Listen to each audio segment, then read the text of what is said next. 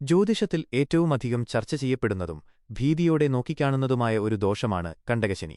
ഒരാളുടെ ജന്മരാശിയെയോ ചന്ദ്രനെയോ അടിസ്ഥാനമാക്കി ശനിഗ്രഹത്തിന്റെ സ്ഥാനം മാറുന്നതിനനുസരിച്ചാണ് ഇത് കണക്കാക്കുന്നത്.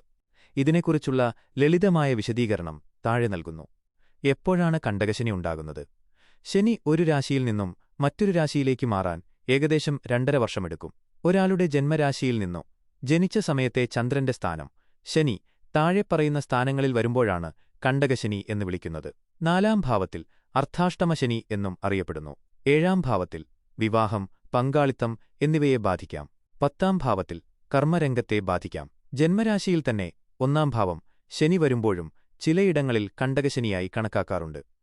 കാളയുടെ കഴുത്തിൽ കെട്ടുന്ന നുകത്തിന്റെ ആണി കണ്ടകം പോലെ കഷ്ടതകൾ നൽകുന്നതിനാലാണ് ഇതിന് കണ്ടകശനി എന്ന പേര് വന്നത്.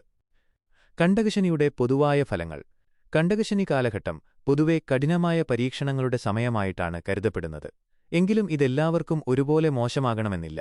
തൊഴിൽ തടസ്സങ്ങൾ, ജോലിയിൽ അപ്രതീക്ഷിത മാറ്റങ്ങൾ, മേലുദ്യോഗസ്ഥരുമായി പ്രശ്നങ്ങൾ, മാനസിക വിഷമം, അനാവശ്യമായ ആശങ്കകൾ, മനസ്സിന് സമാധാനമില്ലാത്ത അവസ്ഥ, സാമ്പത്തിക നഷ്ടം, പ്രതീക്ഷിക്കാത്ത ചിലവുകൾ വന്നുചേരുക, ആരോഗ്യപ്രശ്നങ്ങൾ, സന്ധിവേദന, ക്ഷീണം, മറ്റ് ശാരീരിക ബുദ്ധിമുട്ടുകൾ, സ്ഥാനചലനം, താമസിക്കുന്ന വീടോ ജോലിസ്ഥലമോ മാറേണ്ടിവരിക.